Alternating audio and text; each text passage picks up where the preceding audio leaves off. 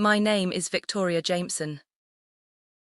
And the day my life collapsed started with something so ordinary that no one saw it coming. Soft music drifted through the backyard. Glasses clinked. Laughter moved in waves across the patio, like nothing in the world could touch us. It was warm that afternoon. The kind of warmth that makes everything feel safe. Stable. Permanent. 30 people stood in a space my husband built with his own hands. 30 people who believed they were witnessing something real. And for years, I had worked very hard to make sure they believed that. Because if people believed your life was perfect, they never questioned what was breaking underneath it. I stood near the sliding glass door, watching everything unfold exactly as planned. Carter at the grill, smiling, relaxed, happy, completely unaware that in less than 60 seconds, his entire life was going to shatter in front of everyone he knew. And the worst part, so was mine. Because sometimes it only takes one careless sentence to expose a truth you've been hiding for months. When are you finally going to leave her? And just like that, everything I built stopped being mine to control. I wasn't always like this. That's the lie I used to tell myself. That somewhere along the way I changed. That life did something to me. That marriage slowly turned me into someone I didn't recognize. But the truth is more uncomfortable than that. I didn't become this version of myself overnight. I became her in small decisions. Quiet ones. The kind you don't notice until they start defining you. Carter was never the problem. That's what makes this story harder to tell. He was a good man. Not perfect, but real. He built things with his hands, with his time, with a kind of quiet dedication that doesn't demand attention but deserves it. This house, this backyard, this entire life was something he created piece by piece. And I lived inside it, admired it, showed it off like it was mine too. And maybe at one point, it was. We used to talk for hours. About everything. Plans, dreams, the future. But somewhere between year 3 and year 9, those conversations changed. They became shorter, simpler, predictable. We stopped asking each other questions that mattered. Stopped challenging each other. Stopped really seeing each other. And the scary part, it didn't feel like something was wrong. It felt like this was just what marriage becomes. Comfortable. Quiet. Safe. But safety can start to feel like silence. And silence can feel like disappearing. I told him I wanted to wait on having kids because of my career. And he believed me. Because Carter trusted me in a way that never forced me to explain myself.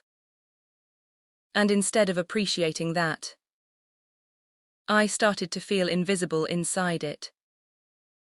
Like I could slowly fade.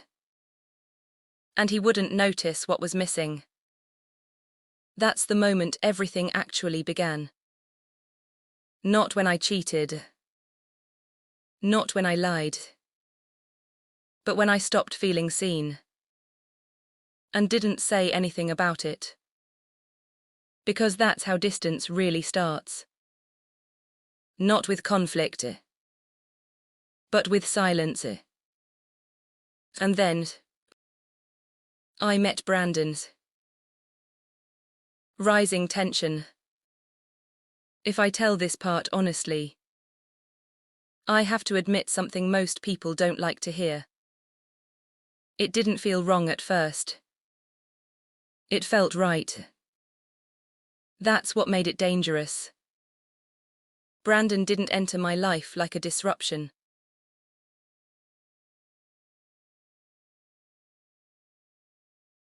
Entered it like a solution. He asked questions Carter hadn't asked in years. Not because Carter didn't care, but because he thought he already knew me. And Brandon made me feel like I was still someone worth discovering. Our conversations lasted longer than they should have. Our eye contact held just a little too long. There were pauses. Moments where something unspoken hung between us. And neither of us moved away from it. At first, I told myself it was harmless. Just connection. Just attention. Just something temporary. But nothing dangerous ever feels dangerous in the beginning. It feels exciting. Alive. New. And when your life starts to feel predictable, new feels like oxygen. At home, Carter was steady. Reliable. Consistent. But with Brandon, everything felt unpredictable. And I started craving that feeling. Not because Carter wasn't enough, but because I stopped knowing how to appreciate what I already had. That's the truth no one likes to admit about betrayal. It's not always about what's missing. Sometimes it's about failing to value what's already there.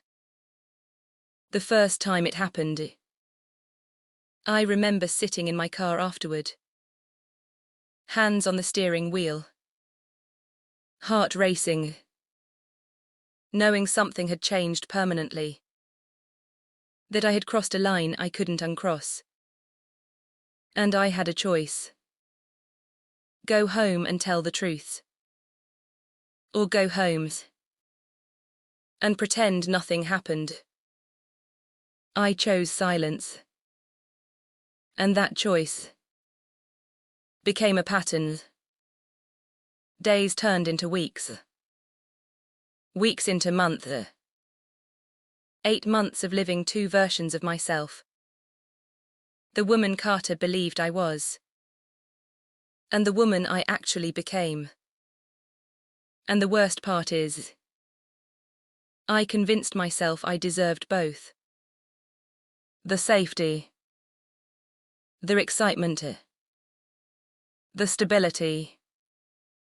The escape. I told myself I would end it. That I just needed time. That I was figuring things out. But I wasn't. I was delaying consequences. Because as long as no one knew, it wasn't real yet. Or at least, that's what I told myself. Until Amber. Breakdown. Amber has always been chaos disguised as honesty. She says things people think but are too afraid to admit. And that afternoon, she had been drinking long before she arrived. I saw her from across the yard. Louder than usual. More careless. Laughing too hard. Moving without balance. And something inside me shifted. Not fear. Something deeper than that. Recognition. Like my body understood what my mind refused to accept. This is it. This is how it ends. I watched her walk toward Carter. And everything inside me tightened. Carter was at the grill. Focused. Content. Completely unaware. She leaned against the counter beside him. Swaying slightly. "Carter," she said. Her voice cutting through the noise. "Can I ask you something?" He smiled. Of course he did. "Sure, what's up?" And then, without hesitation, without awareness, without any sense of what she was about to destroy, she said it. "When are you finally going to leave her?" The world didn't stop. It fractured. Conversations didn't end all at once. They faded. One by one. Until silence spread across the yard like something alive. I stepped outside just as it settled. Tray in my hands. Heart already racing. Even before I fully understood why. "I'm sorry, what?" Carter said. And I saw it. Confusion. Still calm. Still safe. Still believing this was a joke. Amber took another sip. Careless. "You've got to know by now, right?" And that's when everything broke. The tray slipped from my hands. Bread hitting the ground. Rolling across the stone like something meaningless.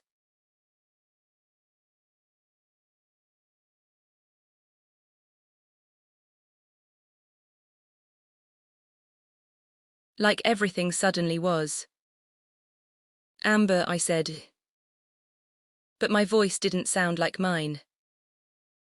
"What did you say?" And then, the sentence that destroyed everything. "Wait, he doesn't know." That moment, that exact moment, was when I lost control of my life. Because the truth was no longer mine to manage. No longer something I could delay. No longer something I could shape. It was exposed. Raw. Unavoidable. Carter looked at me. And I saw the shift. The exact second his understanding changed. "How long?" he asked. No anger. No shouting. Just quiet. That quiet was worse than anything else. Because it meant something inside him had already broken. 8 months, Amber said. And I didn't stop her. Because what was the point? "I didn't mean for it to happen," I said.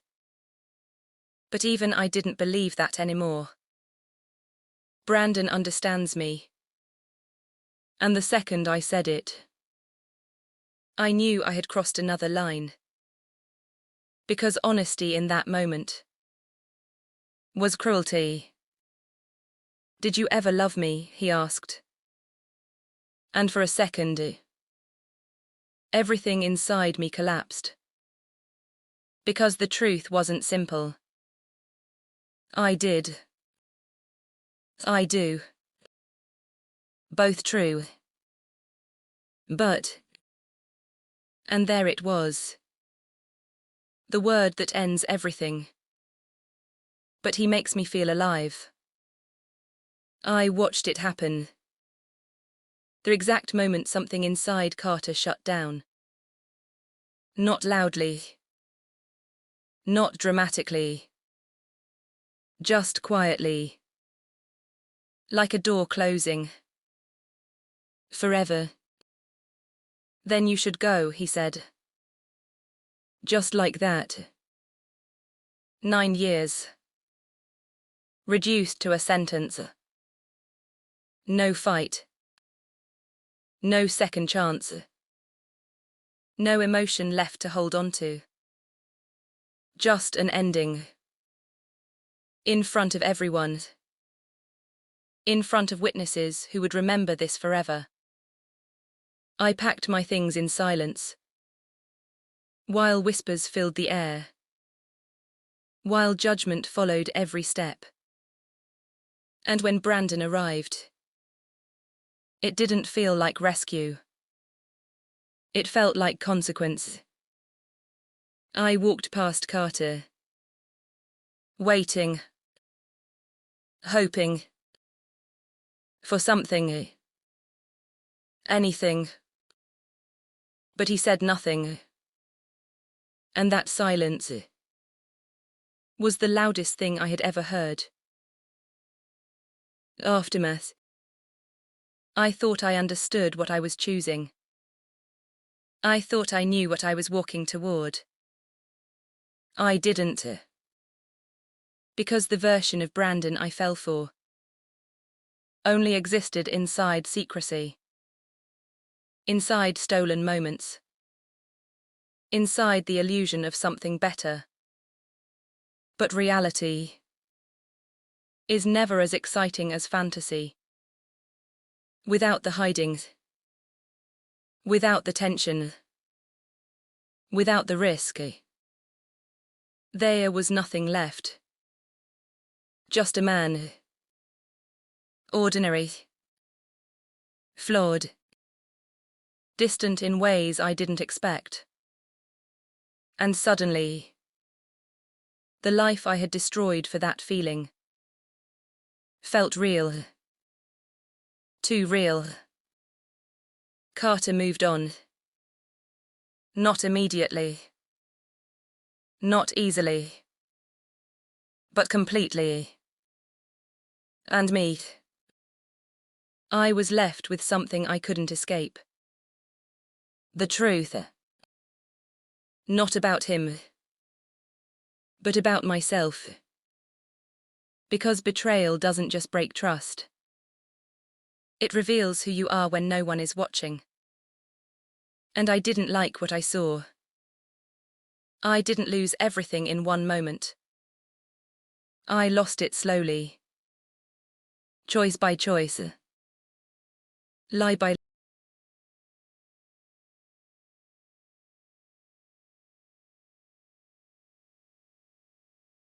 lie by lies. Until there was nothing left to save. And the worst part, I knew exactly when I could have stopped. I just didn't. Because I thought I had time. I thought I was in control. But you're never in control of a lie. You're just delaying the moment it destroys you. My name is Victoria Jameson. And this is how I destroyed my own life. Not because I was unhappy. Not because I was trapped. But because I chose something temporary.